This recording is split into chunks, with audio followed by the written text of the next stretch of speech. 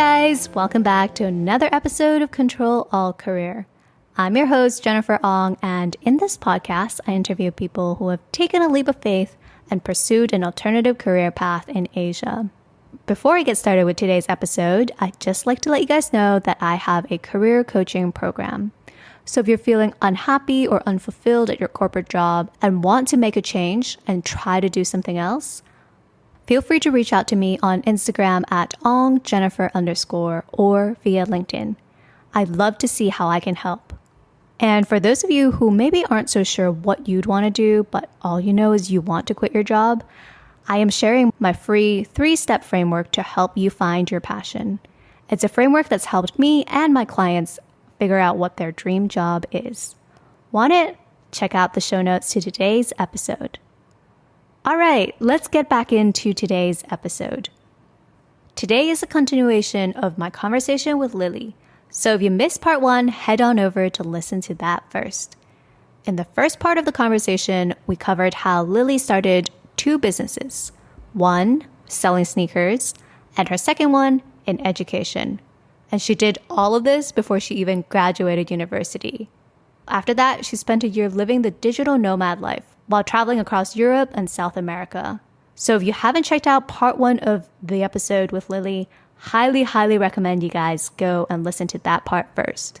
In today's episode, part 2, we continue the conversation on how she decided to go back into the corporate world, she now works at Stripe, and how she decided to start her side hustle in the NFT space as the co-founder of WOW Pixies NFT, which is a social DAO that invests in women and diversity-led projects within NFT. All right, I'll hand over to Lily now to share the second part of her story. You kind of wanted to take a break from entrepreneurship, right? Kind of similar to what happened with the first business. You were just like, oh, I don't really have like a great idea. Like, why not learn from someone else and do that for a bit? Was it the same for this time around at New Campus? Yeah, I also learned a lot at New Campus too. And, we saw it through to them raising Series A. So that was great. And then I was kind of like, okay, now that there's a lot of remote work, I should probably start looking at jobs that will pay me a lot more as well, because I can have that same amount of freedom. And I did want to experience working actually in tech and in a bigger environment. I wanted to work with even more people and people with very different experiences that I can use it as a toolbox to pull out in different situations. And I felt like, okay, I've done this kind of 0 to 1 thing. I need to experience what it's like working in a bigger environment. But that still allows for flexibility and creativity. And that was a very hard thing to find. Yeah. And is that how you ended up at Stripe now? Yeah, so initially I got a job offer at Apple, and that was quite creative in the terms of designing programs that would teach people how to be more creative using Apple products. So it matched the kind of education design, learning design kind of experience matched with creativity, like with art and stuff, which very much ties in with my background. But the visa didn't end up working out. It was like height of COVID. And because I'm not Singaporean, they wanted to give certain roles back to locals, which I understand, except it just took 3 months to get my visa rejection. So it was just like waiting for a long time, uncertain of whether this thing was going to work out or not. So that was the most stressful part. And then it got rejected. So then I was actually 4 months unemployed. And during this time, I just went back to doing a lot of art. I'm going to do art commissions, did kind of like an experiential dining event planning, and also was trying to like publish a coloring in book.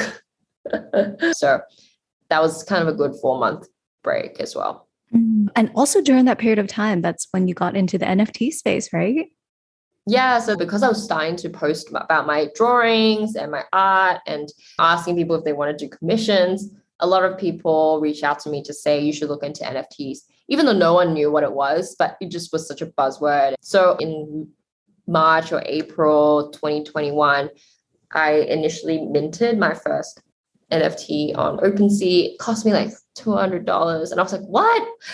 I was so shocked because I was like, I should have put up a better one because I had just drawn this opera house thing on the toilet in 3 minutes and put that up. And then I didn't realize it would cost me so much money to put it up. Obviously, no one bought it because I had no audience. I didn't know what was happening.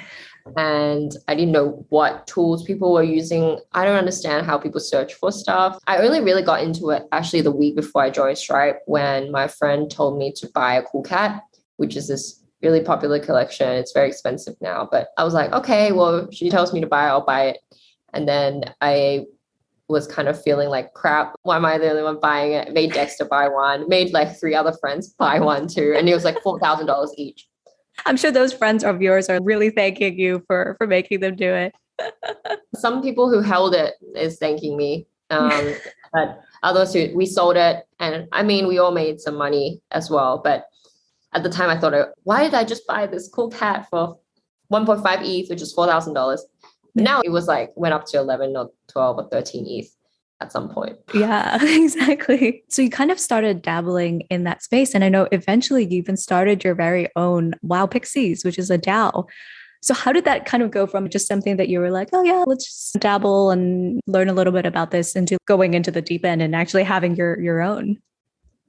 Yeah, so starting my own one was also by accident. I feel like this is a common trend in this conversation. Everything is not intentional. Just kind of like fell into things because I got so immersed in it. And I just started buying and selling and really understanding the NFT communities, Twitter, Discord, how people are innovating, using these collections to reward different things, to enable holders to have a lot of different variety of use cases. I just thought that was so interesting. And I started buying. My first World of Women was my third collection I bought into. My second day in NFTs, I bought World of Women. And I just saw them over 6 months, like constantly executing. I saw Boss Beauties, which the founder, Lisa, had been doing her own business called My Social Canvas for 10 years, has a very strong mission and vision. And before she even launched, she already had 6 artworks promised to be displayed on the New York Stock Exchange Art Hall. And you've seen her over 6 months, like have partnerships with Marvel, partnerships with Barbie, partnerships with Rolling, just crazy brands as well, and constantly delivering. But they were just always so underpriced. So I just like bought up all these women-led projects that I felt like had really crazy founders. And at the time when Boss Beauties came out, I literally made 30 plus people buy Boss Beauties at 0.2, including our head of sales at Stripe. And now it's like 2 to 3 ETH, but still extremely undervalued compared to the amount of work that they do compared to like other projects in the space. I just thought it was really frustrating. I was like, there's no way these won't succeed, because they literally have the best connections and with real world brands, utility, and the founders are obviously there for the long term. They've already done this for 10 years, like as if they're not going to be here, when the market's up or down in fluctuation. So I just held on. I suck at day trading anyway, not my thing. And I get so sentimental about projects, I just hold on to them.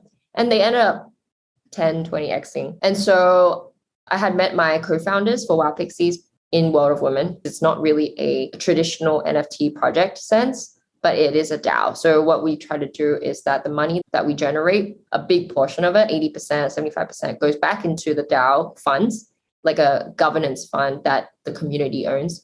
And we use that to invest in other projects. So really we're an amplifier of women-led projects, almost like a kind of, I don't like to say index fund, but because we buy up all these different projects, then our community can get exposure to all of these projects before having to actually use up their money to buy into different ones.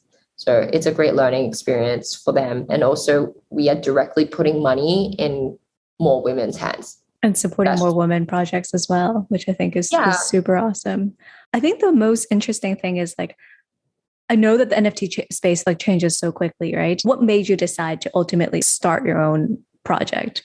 The 2 co-founders asked me to join them, and I was like, sure. January was when we launched, January 14, and I had just come up with my theme of the year, which is less is more, because I kept starting projects last year and not finishing them. Mm. And the day after I came up with this theme one of the co-founders asked me, hey, do you want to join our team? And I was like, sure. Out the This is window. the universe, telling me less is more. Okay, we're just going to focus on this. Yeah, but now it is less is more because I literally have no time for anything else other than this and my job. That's it. Yeah. I mean, maybe tell us a little bit more about what it takes to run an NFT project.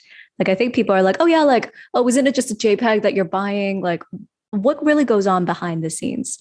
I think the space has changed so fast that honestly, sometimes I look back, I'm like, wow, the creative things that people do with it now is evolving on a daily basis. How I kind of look at NFTs is that there is so much flexibility. It's a tool that you can basically use to change up the way your business model can work and how money flows. Because an NFT basically is just like a token that is not replaceable on a blockchain. So it really can be anything that you want, but it just has ownership attached to it.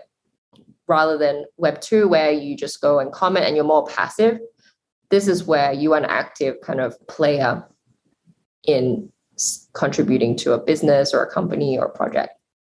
And realistic how this works is that the technology that makes NFTs work underlying is the programming on the blockchain, which is a smart contract.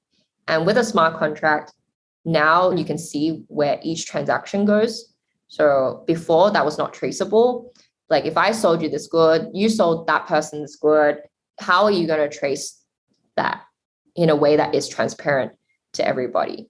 Now that's possible through the programming of smart contracts where they say, with each transaction, I can take, say, 10% royalties or 5%. So that's a lot of unrealized revenue that people couldn't have gained before, that they now can gain. And how it kind of works as an NFT project is that typically right now, the most popular type is what we call a PFP, profile picture, where people use it as almost like a social token, social status of belonging to a community. So you have 10,000 and each one has varying traits of a collection. After that, though, as you see the communities evolve, they're all thinking about how can we engage more of the community to be participants in this project? How can I bring more value back to these people who are holding these tokens? Is it access into certain events, communities? Is education? Like now, if you hold a token, you get education rights. And so there's like so many different layers to it. As a project owner, first of all, you don't have to raise money from VCs. You just crowdfund from your consumers. And crowdfunding is not a novel idea, but now instead of just using your money to buy an item, you become an investor in that item. It really kind of changes the narrative for a lot of business, a lot of people who want to actually make ideas happen that were not sustainable previously. And I know that community is such a big part of this, right? Like you need to get people to buy into your project or your idea. Is that where a lot of the work comes from? How do you go about building that community first?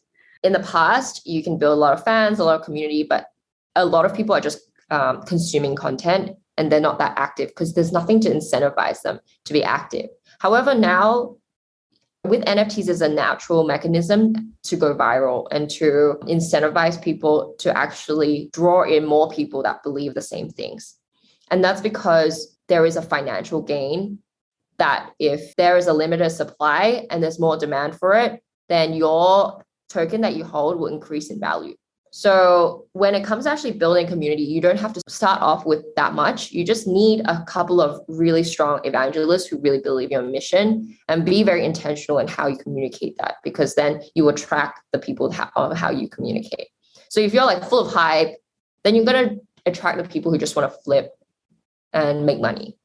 If you are here to express a social cause, then maybe the making money is a secondary, because realistically, everyone obviously wants to at least get some return from it. But if they also believe in your mission, they really believe in what you want to achieve with the funds, then you only need like a couple of really strong evangelists who will go and spread your word. And then those people who buy into it will also keep spreading and spreading and spreading.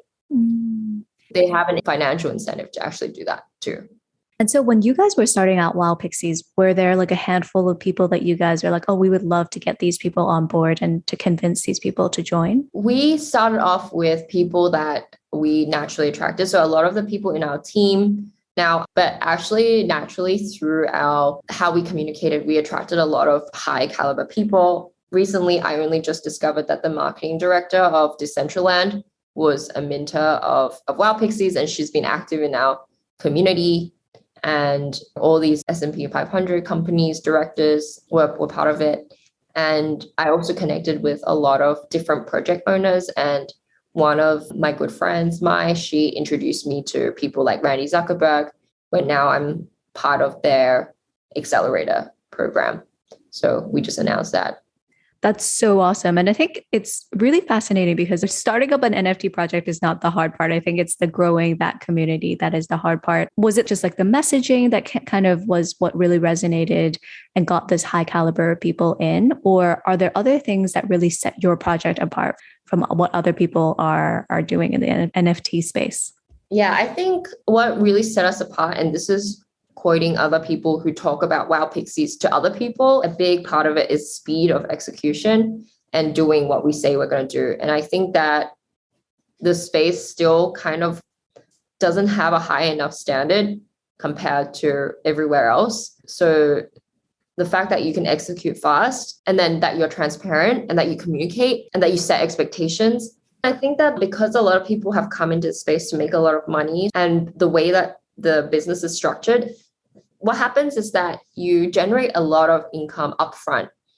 So in 4 days, we made over $1 million, which is crazy. And then as time goes on, you just take a percentage of royalties of the transactions in the secondary market. That amount is significantly less. So incentivize people to hype up the project, make the most amount of money that they can in the first couple of days, and then just basically disappear with the money. So unless you're really actually passionate about creating this and it can become a sustainable model, most people would just give up after 3 days. You're saying that actually in the NFT space, there's a lot of projects out there that don't really deliver or don't execute to this level or don't have that mission behind it. And so they just overpromise and don't deliver at all or under-deliver. Mm-hmm. So then people are what? And then the price drops and then everyone just doesn't win. Mm-hmm. So the fact that we were promising, we started executing before we even minted out. I think the white paper that I wrote also generated more people buying and minting. And then one of the first things that we wanted to do was buy up the royalty World of Women, which is 19 holders get 2% of royalties that split across these 19 people. And we thought it made a lot of sense as a way to generate liquidity month after month that's not tied to our own project. Because World of Women is such a bigger project that if we could get this World of Women by holding this in our DAO, then we would get 10 to 20 ETH every single month, regardless of whether Pixies is doing well or not. So I think it's that type of foresight or that thinking how this model would work that didn't exist in the market of even combining an NFT and a DAO, because typically a DAO would issue its own tokens and do stuff differently and raise money. But we combined the two because I saw that NFTs are a great fundraising mechanism of first generating the revenue, putting that money into the DAO, then using that DAO money to invest into other projects. Then it would have that kind of recurring revenue. Yeah, that makes a lot of sense. You guys are really thinking about it from a business perspective. Yeah. I think a lot of projects are let's buy a plot of land on Metaverse. Let's create a game out of this. And I think what you guys are doing is quite special and quite different from what other projects are doing. How did you meet the original, the two people who are part of the founding team? They were part of the World of Women group that we met there. Okay, so it was through Discord. We were all early minters and buyers of World of Women. And you guys would just be chatting there and then just build the relationship through that. Yeah, I knew one of them, Lawrence, and he knew the other co-founders. Got it. And are they based elsewhere in the world, or are they also US, one's based in Canada? I'm based in Singapore. Okay. So that's really cool. So you've got your own diverse network that you can pull in as well, I'm sure. Yeah. So that's interesting that this whole Web3 space is doesn't matter where you are, who you are, what your gender is, what you look like. None of those things matter. I didn't even know what they looked like for the first couple of months, there's just like a name. Yeah, and like a profile picture. Exactly. It all comes down to like what you produce. So I think that aligns with my values a lot more. Yeah. I'm interrupting my very own episode to let you guys know that I have a career coaching program designed to help you go from lost and frustrated with your corporate job to living and building your dream career. Do you feel unfulfilled and unhappy at your job despite having the perfect, prestigious, high-paying role? Are you great at chasing and acing other people's dreams, but have no idea what your own goals and dreams are? Do you know deep down that you need to quit your job, but you're not sure what else you would even want to do? Well, if this sounds like you, I have a 3-step framework built to help you solve this problem. Want it? Check out the show notes to today's episode to download the free guide to find your passion today. All right, back to the episode. What does it entail running a project? So I know community building is a big piece of it, but thinking about the roadmap, executing on the roadmap, maybe share a little bit more about like what that kind of looks like. Yeah, I'll tell you a little bit about our projects. For those who don't know what a DAO is, it's a decentralized autonomous organization. And typically an organization is basically run from the top down. You have the CEO, COO, whoever managing and running everything. And that's normal for NFT projects as well, where they have all of the control over where this project goes. A DAO is basically you are giving the control and power back to your members through the fact that every pixie that we have represents one governance vote into what happens with the DAO money. So because 80% of it went into like a DAO fund, we then had to set up something like a multi-signatory wallet where it's not just me saying, I want to make this transaction, let me take this money out. Like I can't do that. So we set up a multi-sig wallet using a tool called Gnosis where you had to vote in 3 or more people from the community. They would have to reveal themselves as who they are in person. We would do a face-to-face interview with them to sign off on a transaction before it can go through. And then we would put up a vote from the community. And we would use a tool called Snapshot, where it can identify the number of pixies that you hold in your wallet, and that would represent the number of votes that you can have. And this is a good protector of our community funds as well, because it means that even if someone accidentally got hacked or clicked on a random link, that hacker can't just come and take money out by themselves. They would need 3 other people to sign in order for it to happen. So that's one thing. That's like operationally what has to happen. Second is that when we want to actually invest in projects, what happens is we have a proposal channel within Discord where everyone can put in their proposals. Then we have a curator club. So this curator club is anyone who holds a specific NFT, which is a pixie with the rainbow purple hair. There's only 10 of them. They help the founding team together. We narrow down the proposals that have been submitted by everyone. And then we have a quorum within the curator group to be like, yes, let's put up the proposal. Once we put up the proposal, then everyone can use their pixie to vote.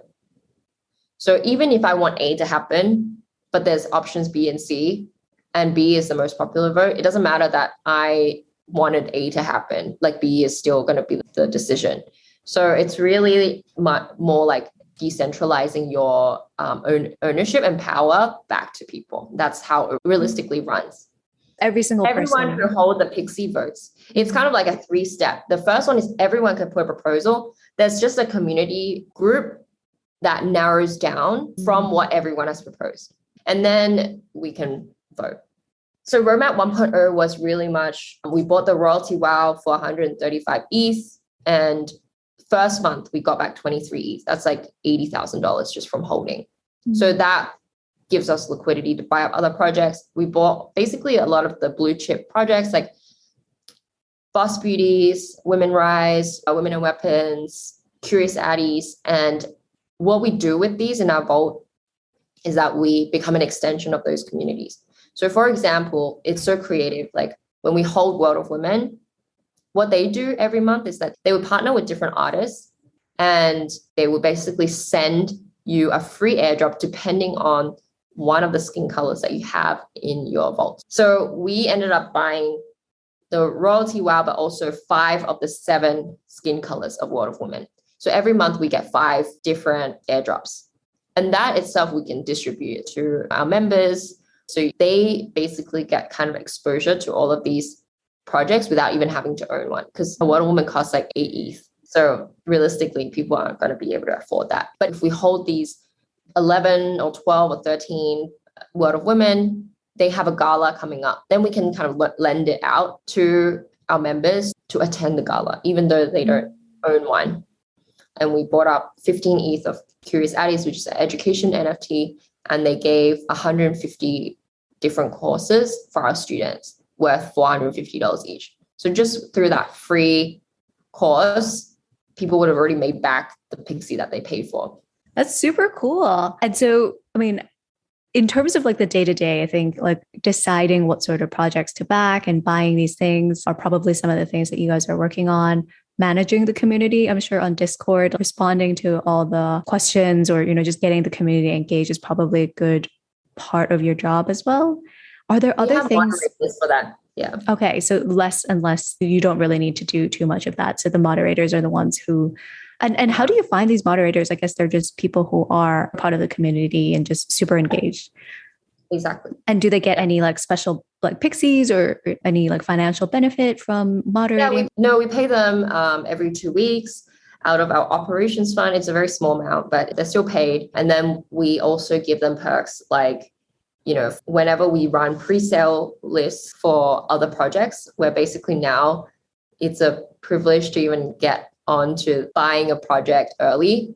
And also you get to network and be part of the team and say that you're part of this project. And what we're trying to do now as a DAO is to set up different workstations. So one on like legal governance, DAO governance, legal think tank, marketing and partnerships. We have one on community and dev tech. And then people actually submitted themselves to become leads of those workstations.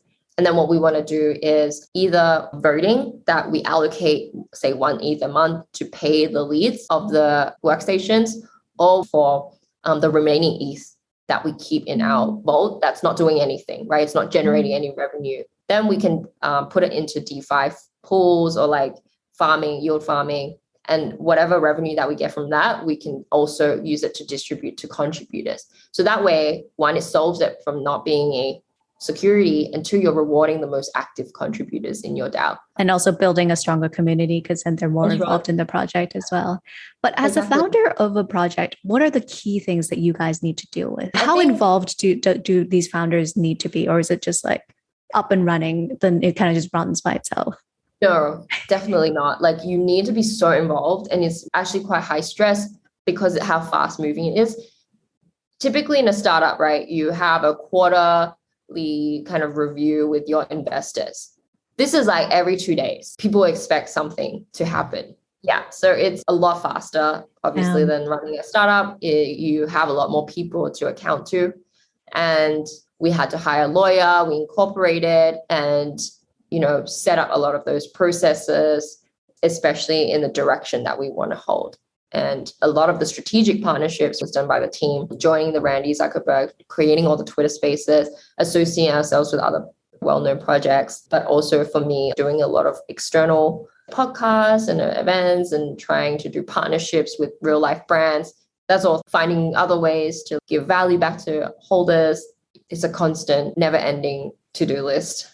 But I feel like that's something that you probably do really well, getting something from 0 to 1 from like all of your prior experiences. So I think it's so cool that you're like on the forefront of it and learning as the industry is changing as well. Just one more thing around NFTs, like for people who are looking to just learn more about that space, whether it is from an investing perspective or starting their own NFT project perspective, what are some resources that you found super helpful? To be honest, when I first started, there were no resources. So I learned by doing and being a part of it. Our own community has a lot of resources, but I would also recommend if you're a woman, like to join things like My BFF, SheFi, We3. They're all communities that help people on board onto the Web3 space. There's also DAOs like Odyssey DAO that produces a lot of content around what is an NFT, what is a DAO, how to get started. I would recommend that. And what I mentioned before, Curious Addies, they created 3 courses with Nas Academy. So there's like NFTs in 7 days, intro to crypto, intro to Web3 development. So those are also really good resources to start. And I think you yourself is a great resource too. I know you produce a lot of content yourself as well, and especially on NFTs and this Web3 space. Where can people find you if they want to learn more about you? Yeah, they can find me on Twitter, which is NFT Lily is my handle, and WoW Pixies NFT is our WoW Pixies handle.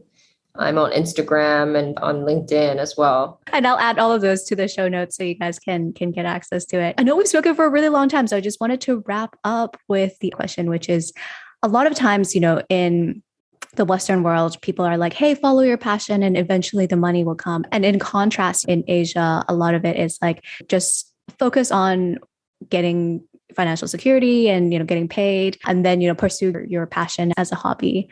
And I know you have, one foot in kind of each of these worlds. So we'd love to hear your take on this question around passion versus financial security. Yeah, I think they're not mutually exclusive. For me, like even with, I'm so interested in business, and part of it is that I always make money, get traction before I actually delve straight in. I'm never like let's do a passion for free for 12 months and let's see if I can make money. Like, no, I'm seeing is this a problem that people want me to solve? And is this something I'm interested in as well? And I'm passionate about as well? And are they willing to pay me for this? And if they are, then that's the business that makes sense for me. That's just how I have always kind of delved into these things, which is, do I have traction in the things that I am passionate about? And also, yeah, I work full time as well. And I don't see why people can't do a side hustle if they're not secure about leaving their job straight away. There are just so many different ways that you can pursue these things. There are no set rules. If you have something that you are working actively towards whilst you have a job, like why not as well? And I think what I've learned from you today is that a lot of the businesses you start was really coming from you trying to solve your own problem. Like you wanted to, buy this pair of sneakers, you wanted to go intern in China, and you just being interested in the NFT space. A lot of this really came from just your desire and your need. And then you were like, okay, let's test out and see if there's any demand for this. And then you kind of grew from there. So I think that that's such an interesting perspective to start from for people who are thinking about, hey, I'm quite interested in starting something else. I'm quite interested in leaving behind a corporate job or, starting a side hustle. What would your one piece of advice be for them? I would just say there's never a good time to start. So you might as well start if you have already been thinking about it for a long time. And also my motto in life is that I don't want to get to the end of my life and realize all of these things that I regretted not doing. If the longer you wait, the longer you think about it, then you're just going to be filled with all this regret that you didn't take that plunge and do it. There's obviously no point in starting something if you have no idea what you want, but that can be a phase to start experimenting and seeing what you do like and what you do feel strongly about. But other than that, you should have more of a bias to action rather than overthinking things. Yeah, take action rather than just trying to like plan out all the possibilities in your head. Yeah, it's always an opportunity cost. So either way, just do the thing that you actually want to do. In this journey that you've had so far in your career, have you had mentors along the way? And if so, how did you go about finding those mentors? I didn't have any mentors in a traditional sense per se. Like we meet up every 2 weeks and we talk about life and they give me all this advice. I have a lot of people who have helped me and I've built a really strong relationship with, and we mutually kind of bounce ideas off each other. Some things that I would get advice from them, they would get advice from me in other areas. Those people have opened a lot of doors for me. And that comes from like a mutual trust, respect, rather than just mentor. I think the word mentor-mentee comes with the assumption that one person is giving and the other person is taking. But you are both mentors to each other, regardless of what your age is and your experience is. They're also kind of getting something from you and learning something from you. For example, I would consider someone like my mentor would be one of the founders of a project that I am invested in. And I just really love like what they were doing. I have helped her by promoting her projects and stuff and like giving them Stripe credit and like all these other things. And she has helped me a lot as well in opening doors, introducing me to people. Same with one of who I would consider maybe a mentor would be someone I had met earlier when I was doing Austern. She helped me get incorporated. And then afterwards, we built a relationship and we would catch up and I would introduce her to people. She actually helped me find the Stripe job. So we just kind of always have maintained that relationship. That's amazing. And I promise this is the last question because I just suddenly thought of this, but did you ever deal with imposter syndrome? Given that you started businesses like pretty early and pretty young as well, how did you kind of overcome that? I have definitely faced a lot of imposter syndrome. I always underplay what I do as well. And even throughout doing Austern, it doesn't matter how much you're making. I always treat it like this is a project. And that's why it was only 4 people because I never grew it into a team because I didn't think that it deserved to become a company where people would want to work full-time forever. That is itself its type of imposter syndrome. And I think even when I was looking for a job, I was like, does anyone even want to hire my experience since I am a jack of all trades, but what do I actually specialize in? And so I always felt like, well, I guess if a startup paid me this, I had no idea like what and how people should even get paid. Even now, my Stripe job, they asked me for my expectation. I probably gave them like 80K less than what they actually offered me. So I'm lucky that this company values me for who I am. And it really showed me, oh, wow, this is how much they value. And then also with my close group of friends, we always tell each other how much we make. Even when I was making peanuts, it didn't matter. The more transparent you are, the more comfortable people are. And we always talk about our finances. And collectively as a group over the 2 years, we have literally all quadrupled our pay. So amazing. I think that's actually really important, being able to have a support group where you can be like, oh shit, you can get paid this much. Like I need to learn how to negotiate my pay next time. That's amazing. I think, again, that ties back into like the power of like having a strong group of females to support each other, which is what WOW Pixies is also doing as well. Yeah. Cool. So we've spoken a lot today. So Thank you, Lily. It's been so nice to hear all of this from you from the very beginning. And yeah, thanks for being so open and transparent with sharing so much with us today. Thank you for having me. And there you have it, the second part of my conversation with Lily. Here's a couple key takeaways that I got from this conversation. 1, when it comes to building a community and a successful project within the NFT space, have a strong mission. Find evangelists who support your mission and get ready to do the hard work and execute. For WOW Pixies, their strong mission around empowering female artists and their speed at execution was what attracted the likes of Mark Zuckerberg's sister, Randy. 2, when it comes to weighing financial security versus following your passion when it comes to your career, Lily believes that it is important to find a balance. Don't blindly follow your passion. Only delve into it when you see traction in the things that you are passionate about. 3, treat mentorship as a two-way street and a mutually beneficial relationship. Mentors also could be people who are younger than you or a peer. Don't rule them out because of age. There also doesn't need to just be one mentor. Build a group of mentors around you for different aspects and different problems in your life. And lastly, there's never a good time to start. The best time to start was yesterday, and the next best time is now. Have a bias to action rather than overthinking things. All right, and that's it for Season 3 of Ctrl Alt Career. Thanks so much for tuning in to another season and for all of your support along the way. And if you liked this episode, do share it with 2 friends who maybe aren't so happy with their corporate job and need a little extra inspiration. That's how we grow the podcast here. And if you're interested in getting some career coaching, feel free to reach out to me or follow me on Instagram at @ongjennifer_ for more career inspiration. Thanks so much for tuning in, guys. Can't wait to see you guys again in Season 4.